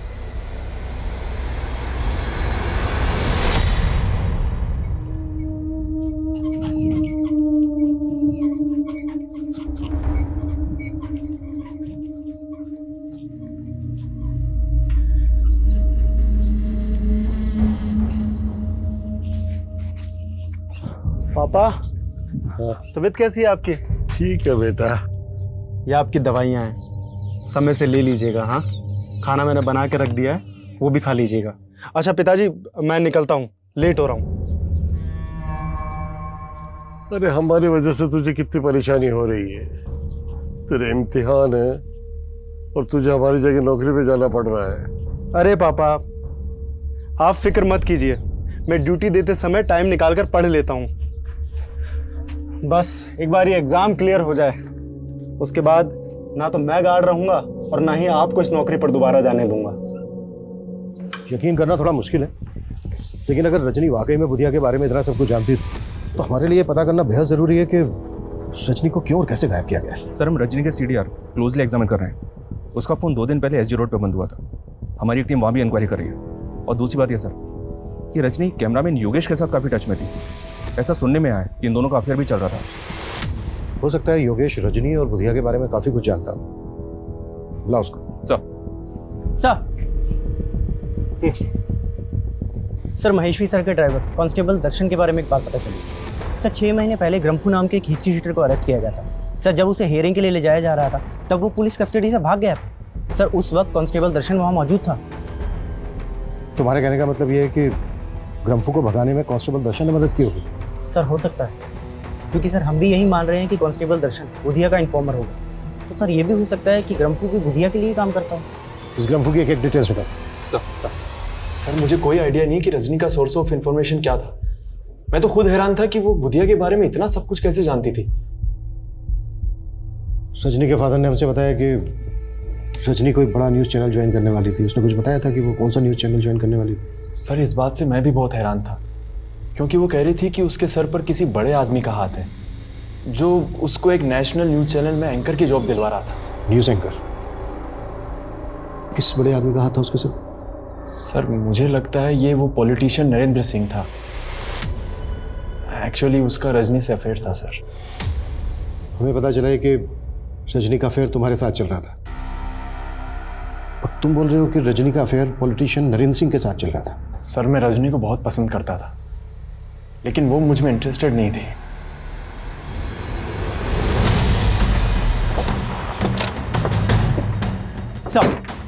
सर, इसी एरिया में रजनी का फोन बंद हुआ था। सर, हमें यहाँ पे रजनी की स्कूटी गिरी हुई मिली है। स्कूटी का इस हाल में यहाँ पे मिलना, इसका क्या मतलब हो सकता है? कहीं ऐसा तो नहीं कि रजनी को किडनैप किया गया? स्कूटी में कुछ मिला गया? जी सर। सर, स्कूटी की डिग्गी में ये टॉय मिला है। रजनी की स्कूटी में हमें टॉय मिला है, इस पे लिखा है माई बेबी। रजनी जिस बच्चे को ये टॉय देना चाहती थी, क्या आप उसे जानते हैं? सर, ये तो उसकी माँ ने उसको गिफ्ट दिया था जब वो बच्ची थी। सर, अपनी माँ के गुजरने के बाद वो उसे हमेशा मिस करती थी। उसकी दी हुई चीज़ उसने आज तक संभाल कर रखी सर। पर अब सर क्या हुआ उसके साथ सर? अभी ठीक से कुछ कह नहीं सकते, पर हमें ऐसा लगता है कि शायद रजनी को किडनैप किया गया। क्या? ये वीडियो क्लिप इलेक्शन के टाइम का है सर। रजनी ने इलेक्शन में लीडर नरेंद्र सिंह के खिलाफ काफी अच्छी खासी रिपोर्टिंग की थी, और योगेश बोल रहा है कि इन दोनों का अफेयर चल रहा था। नरेंद्र सिंह के गुंडे मासूम जनता को डरा धमका के उनके चुनाव चिन्ह दराती पर मुहर लगाने की धमकी दे रहे हैं। उनके नारे सुन के आप चौंक जाएंगे। वो कह रहे हैं, मुहर लगाओ दराती पे वरना गोली चलेगी छाती पे। ये नरेंद्र सिंह है तो काफी दबंग सर। हो सकता है रजनी को इसी ने अगवा करवा दिया। सोचा होगा कि सबको लगेगा बुधिया ने रजनी को अगवा किया है। बुधिया और उसका कि अक्षय से शुरू होने वाले असली नाम का कोई कनेक्शन जुड़ा गया? नहीं सर, मैंने बुधिया से जुड़े हर केस की फाइल खंगाली है, लेकिन बुधिया या उससे जुड़े किसी भी ऐसे आदमी का नाम पता नहीं चला है जो केस से शुरू होता है।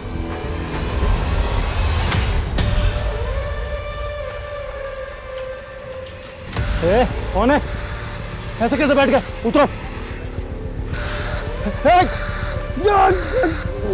अरे न्यूज़ वाले कुछ भी बोलते रहते हैं, इनके बोलने से जनता फैसले थोड़ी ना करती है। रजनी ने चाहे कितनी भी नेगेटिव रिपोर्टिंग की हमारे खिलाफ, लेकिन चुनाव तो हम जीत ही गए ना। चुनाव के दरमियान रजनी इतना कुछ बोल रही थी आपके खिलाफ, फिर चुनाव जीतने के बाद वो आपसे मिलती क्यों रही? काफी फोन कॉल्स भी हुए आप दोनों के बीच। देखिए, ये मीडिया वाले चढ़ते सूरज को सलाम करते हैं, हम जैसे राजनेताओं से काफी मतलब निकालने होते हैं उन्हें अपने। तो रजनी कौन सा मतलब निकाल रही थी आपसे अपना? अरे साहब वो सब छोड़िए आप, लेकिन देखिए उस लड़की को ढूंढने में कोई भी कोताही मत बरतिएगा। आखिर वो हमारे इलाके की एक होनहार पत्रकार थी। सर, रजनी की स्कूटी यहाँ से थोड़ी दूरी पर मिली थी हमें। हम इंक्वायरी कर रहे थे तो पता चला कि रजनी ने इस होटल में एक रूम बुक करवाया था। 6 तारीख को उसने चेक इन किया और 7 तारीख की सुबह उसने चेकआउट कर दिया, और 8 तारीख की सुबह रजनी के फादर ने उसकी मिसिंग कंप्लेंट फाइल की। सच नहीं है, अकेले आई थी या? चेक इन तो उसने अकेले किया था सर। बाकी हम सीसीटीवी फुटेज चेक कर रहे हैं। ये देखिए सर, रजनी ने चेक इन किया शाम को 7 बजे, और उसके आधे घंटे के बाद यह आदमी रजनी के रूम में जाता हुआ दिख रहा है। जब ये रजनी के रूम में गया तो इसके पास कुछ नहीं था, और जब ये रूम से बाहर निकला तो ये लैपटॉप का वही बैग लेके निकला जो रजनी अपने साथ लेके गई। इस आदमी के जाने के तकरीबन 12 घंटे के बाद, यानी कि अगली सुबह, रजनी अपने रूम से बाहर निकली। अरविंद, होटल का जो एंट्री गेट है उस पर जो सीसीटीवी है वो फुटेज दिखाओ।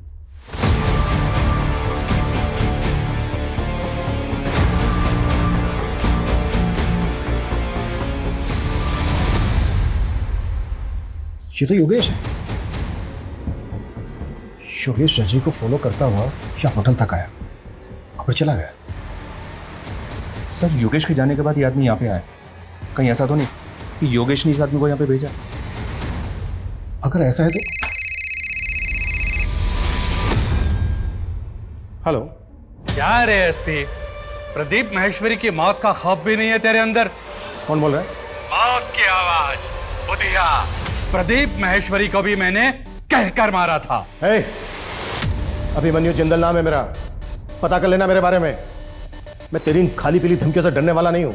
फिर तो तुझे मारने में और भी ज्यादा मजा आएगा। तो क्या रजनी को भी तूने?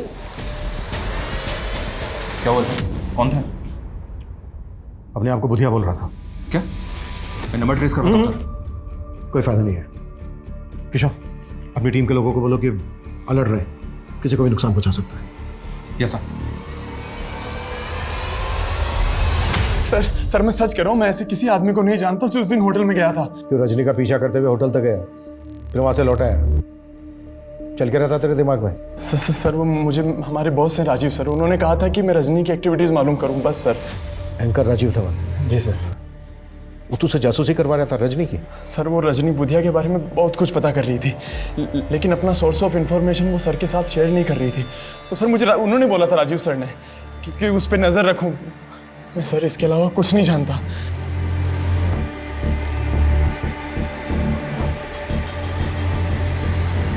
पता करो इस योगेश और राजीव धवन के बीच क्या खिचड़ी पक रही है, और उस कैब वाले आदमी के बारे में भी जल्दी बता दो। सर।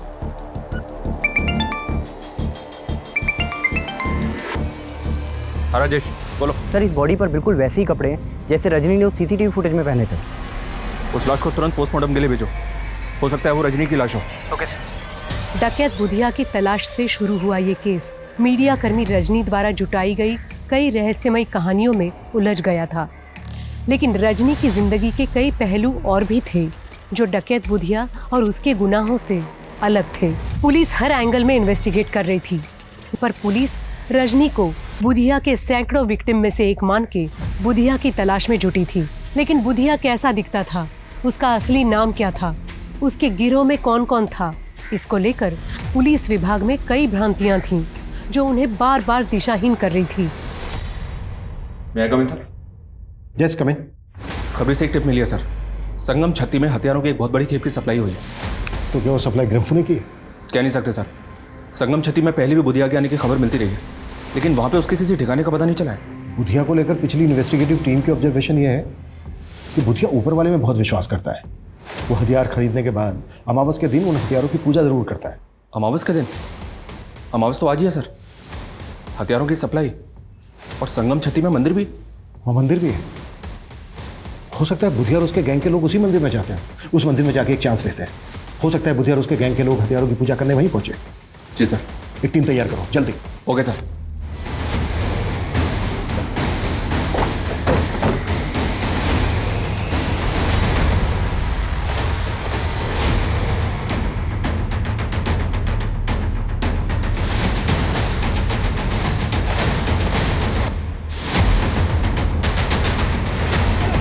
कोई चला के नहीं करेगा। सर क्या हो रही है? तलाशी लो सबके।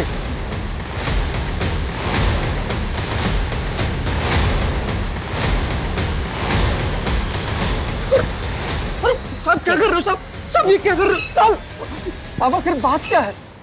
ज्यादा ड्रामा मत कर। तुम सबके सब बुधिया गैंग के आदमी हो ना? बुधिया गैंग? ये क्या बात कर रहे हैं सर आप? सर ये पवित्र स्थान है, यहाँ डाकू लुटेरे नहीं आते। तो फिर ये लोग कौन है? और पूजा किस नाम से करवा रहे थे आप? सर जजमान का नाम कामराज है और ये इंदौर से पधारे हैं। कामराज, जैसा कि इन्होंने बताया इसका नाम कामराज है। अगर रजनी की इंफॉर्मेशन को सही माने तो बुधिया का असली नाम भी के अक्षर से शुरू होता है। सर यहाँ पे इनके पास हथियार नहीं मिला है, इनकी गाड़ी वाड़ी भी चेक की है लेकिन कुछ भी सस्पिशियस नहीं मिला। एक काम करो, इन सबके नाम, एड्रेस और फ़ोन नंबर ले लो और जाने दो सबको, और इन सबको यहीं से फॉलो करो। इन सबकी एक एक डिटेल चाहिए मुझे। Okay sir. Excuse me sir. Hello, ठीक है सर। उस सरकटी लाश का डीएनए रजनी के फादर के डीएनए से मैच हो गया।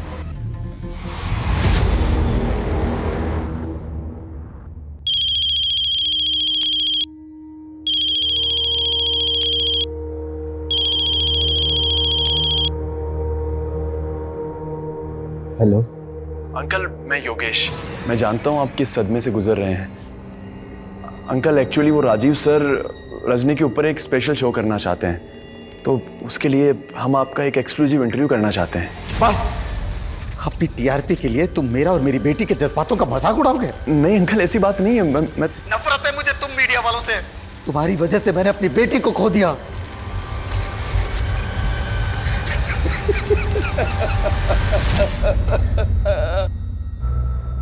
किशोर सर, बुधिया पिछले 10 साल से क्राइम कर रहा है।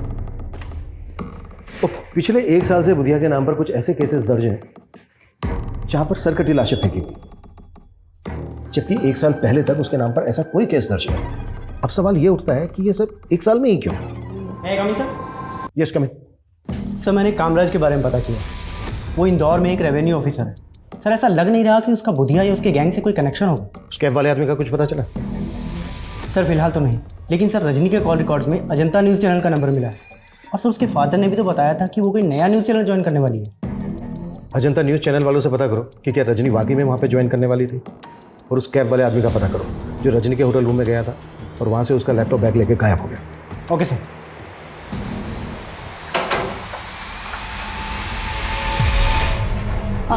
जी मुझे स्टेट एजेंट जितेंद्र ने भेजा है। वो आपका ऊपर वाला फ्लोर का कमरा लेने की बात हुई थी किराए पे। अरे हाँ हाँ, आओ मैं तुम्हें घर दिखा देता हूं। जी जी जी। आप जी, ये कमरा है। जी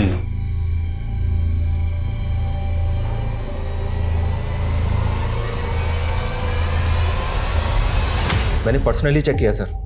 पिछले 6 महीने में 7 सरकटी लाशों के केसेस मिले और इनमें से 3 केसेस में रजनी लगातार रिपोर्टिंग कर रही थी। ये उसके वीडियोस हैं सर, ये देखिए।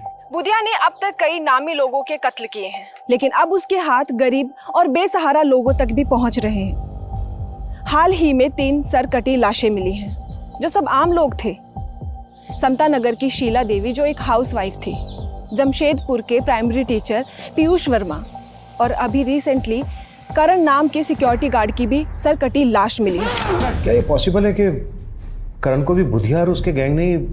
रजनी की रिपोर्टिंग से तो ऐसे ही लग रहा है सर। हमें इन तीनों विक्टिम की फैमिली से मिलना चाहिए, क्योंकि ये बात भी कोई कम चौंकाने वाली नहीं है कि रजनी को भी उसी एमओ से गला काट के मारा गया है जिस तरह से इन तीनों विक्टिम्स को। 13,267 में जोड़े 7,500 तो हुए 20,767 पापा।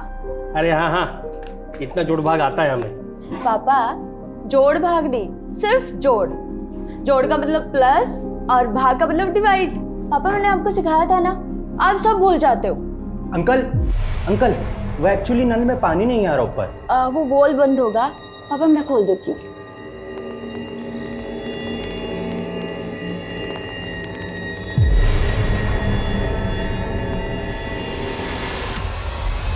सोहन जी, 2 महीने पहले आपके बेटे की लाश मिली थी।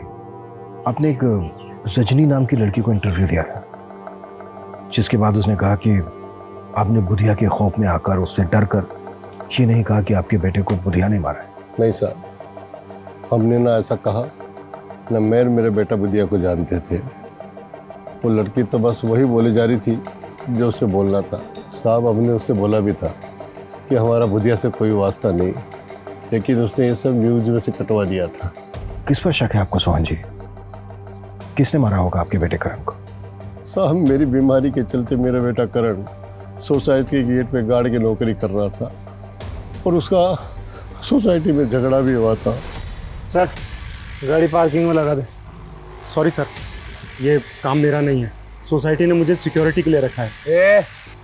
अगर मैं चाहूँ तो तुझसे अपने जूते साफ करवा सकता हूँ। माफ़ कीजिए सर, अब आप बदतमीजी कर रहे हैं। मुझे तो लगता है मेरे बेटे को रमेश ने मारा है साहब।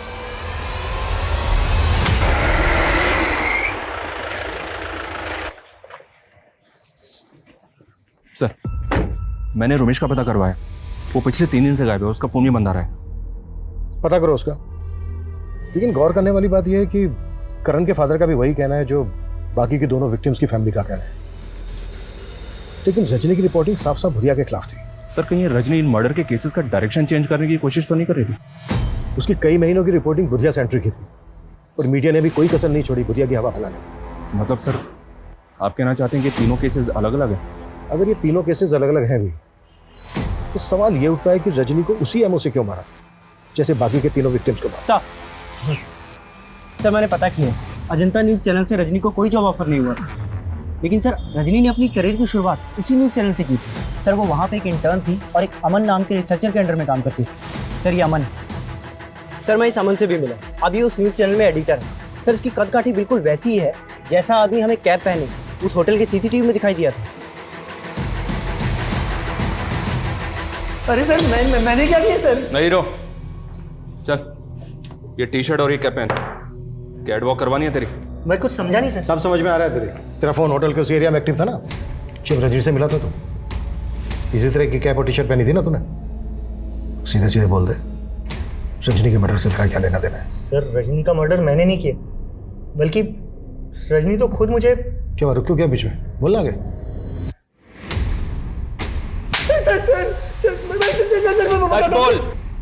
सर, बताता हूँ सर। सर, रजनी मुझे ब्लैकमेल कर रही थी सर। क्यों ब्लैकमेल कर रही थी? सर, 3 साल पहले वो एज ए इंटर्न आई थी और परमानेंट होने के लिए वो मुझे फेवर देने लगी। हम दोनों में फिजिकल रिलेशनशिप भी बना। फिर अचानक उसने कोई दूसरी प्रेस ज्वाइन कर ली और फिर वहाँ से छोड़ करके भी उसने एक नया न्यूज़ चैनल ज्वाइन किया जहाँ वो रिपोर्टर बन गई। और सर, मैं भी अपने न्यूज़ चैनल में अच्छी पोस्ट पर था सर। फिर अचानक सर वो मुझे फ़ोन करने लगी और अमन सर, सुना है आपके न्यूज़ चैनल में नए न्यूज़ एंकर की तलाश चल रही है। मुझे भी न्यूज़ रिपोर्टिंग का काफ़ी एक्सपीरियंस हो गया है। आप चाहे तो ये जॉब। ठीक है रजनी, मैं देखता हूँ। देखना नहीं है सर, करना है। सर, फिर वो बोलने लगी जिस दौरान हम दोनों के रिलेशनशिप बने थे उसने कुछ वीडियोस बना लिए थे और वो न्यूज़ एंकर की जॉब लेने के लिए वो मुझे ब्लैकमेल करने लगी। मैं किसी तरह उसे टालता रहा, लेकिन सर फिर अचानक उसने कहा कि उसके पास में बुधिया से रिलेटेड कोई इन्फॉर्मेशन है। ये देखिए जन्म कुंडली। जन्म कुंडली के आधार पर इंसान के जन्म स्थान का भी पता लगाया जा सकता है और मेरा अगला मिशन उसी स्थान पर जाना है जहाँ मैं बुधिया का असली नाम और उसका पता मालूम करूँगी। अरे वाह रजनी, तुमने तो कमाल कर दिया। Very good. Thank you. उसके मोबाइल लैपटॉप में वीडियोस तो क्या, एक फोटो तक नहीं था सर। वो लड़की मुझे घुमा रही थी। सर, मैं सच बोलता हूँ सर, उसके मर्डर में मेरा कोई हाथ नहीं सर। सर अगर ये अमन सच बोल रहा है और जो भी हमें रजनी के बारे में पता चला है उससे तो यही पता चलता है कि रजनी बहुत बड़ी मैनिपुलेटर थी। इसके कईयों के साथ इशू हो सकते हैं सर। और जिस थ्योरी के बारे में हम शुरू से ही सोच रहे हैं, रजनी को गायब करने में बुधिया का हाथ हो सकता है। नहीं कमिन सर। कमिन सर मैंने रजनी का लैपटॉप चेक किया जो हमें अमन ने दिया था। सर उसमें कुंडली मिली। सर कुंडली पे जन्म स्थान शामगढ़ लिखा है और कुंडली के ऊपर कौशल नाम लिखा है। कौशल? सर कहीं बुधिया का असली नाम कौशल तो नहीं, जैसा कि रजनी बोल रही थी? हो सकता है कुंडली बुधिया की हो। कुंडली में जन्म स्थान है शामगढ़। पता करो शामगढ़ में कोई कौशल नाम का आदमी रहता है। वाह पापा, वेरी गुड। आज तो एक भी मिस्टेक नहीं। इसका मतलब अखरोट असर कर रहा है मुझ पर? हाँ पापा। लेकिन पापा अखरोट तो खत्म हो गए। तो क्या हुआ, मैं बाजार से और ले आता हूँ। अच्छा तेरे लिए कुछ लाना है? नहीं पापा। चल ठीक है, मैं अखरोट लेके आता हूँ। हाँ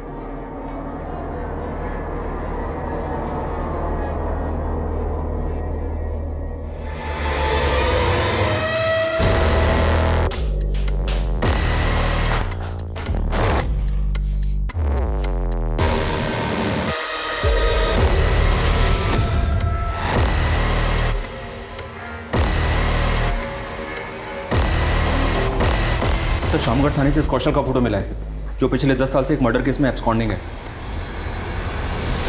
किसके मर्डर केस में एब्सकॉन्डिंग है? जयदूत सिंह। ये पॉलिटिशियन नरेंद्र का मामा था और नरेंद्र का नाना एक ज्योतिष था। रजनी के लैपटॉप में कुंडली के साथ क्या अक्षर लिखा मिला? सर रजनी और नरेंद्र की फोन पे काफ़ी बातें होती थी और ये बुधिया नरेंद्र पे 2 बार अटैक भी कर चुका है। शायद बुधिया ही कौशल।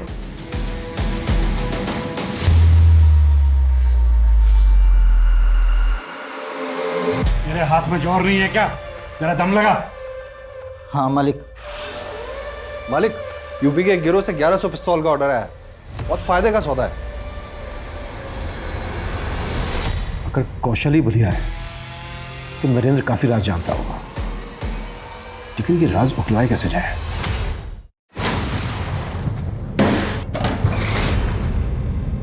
क्या बदतमीजी है? बदतमीजी नहीं, पुलिस रेड है ये नेताजी। इन्फॉर्मेशन मिली थी हमें इस होटल के अंदर देह व्यापार होता है। देखो तुम जानते नहीं हो, मैं आप चाहे कोई भी जरा सोचिए, अगर केस बना तो आपके नाम का क्या होगा? आखिर तुम चाहते क्या हो? थोड़ी सी जानकारी बुधिया के बारे में।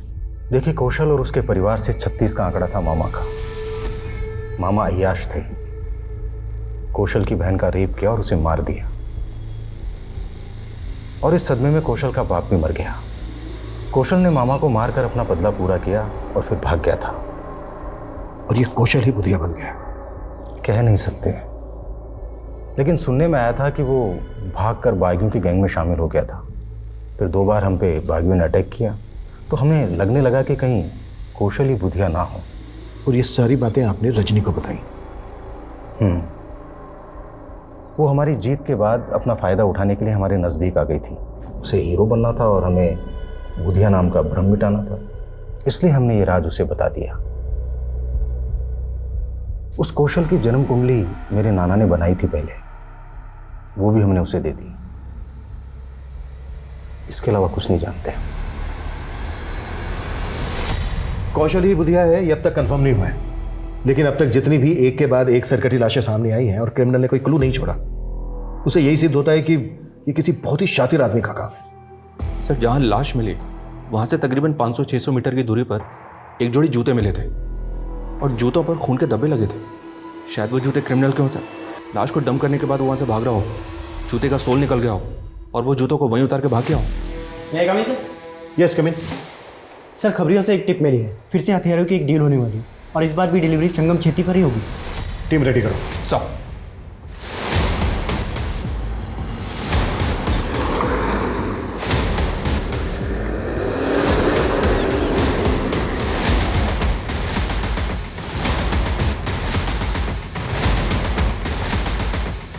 माल आ गया? एकदम रेडी है। ए धनिया, क्या लफड़ा हो रहा है ये? किशोर कमाल, नहीं तो शूट कर दूंगा।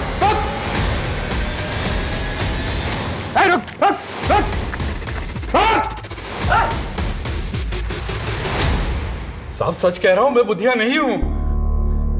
तो बुधिया कहाँ है? बोल। सब बुधिया मर चुका है। सब सच कह रहा हूं, बुधिया मर चुका है। बोलते सच, नहीं तो तू नहीं बचेगा, ये पक्का है। सब वो साल भर पहले हम लोगों की पुलिस से मुठभेड़ हुई थी, उसमें बुधिया को गोली लग गई थी और हम लोग उसे घायल अवस्था में उठाकर अपने अड्डे पर ले आए थे। पर सब बुधिया मर चुका था।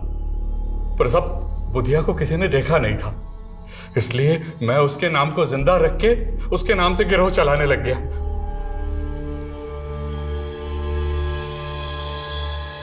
ये कौशली धनिया था? हाँ साहब, यही बुधिया था। साहब, कौशल का केतु बहुत बलवान था और केतु की पूजा बुध की रात्रि को की जाती है, इसलिए वो अपने आप को बुधिया कहलाने लगा। एसपी प्रदीप महेश्वरी, उनको भी तुम्ही लोगों ने मारा था? हाँ साहब।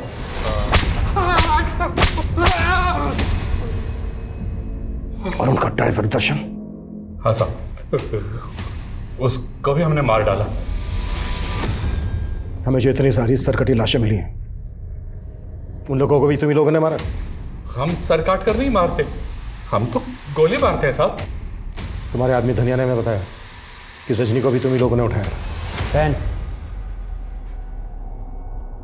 सब ये जूता तो मेरा ही है, पर ये तो मंदिर के बाहर से चोरी हो गया था साहब।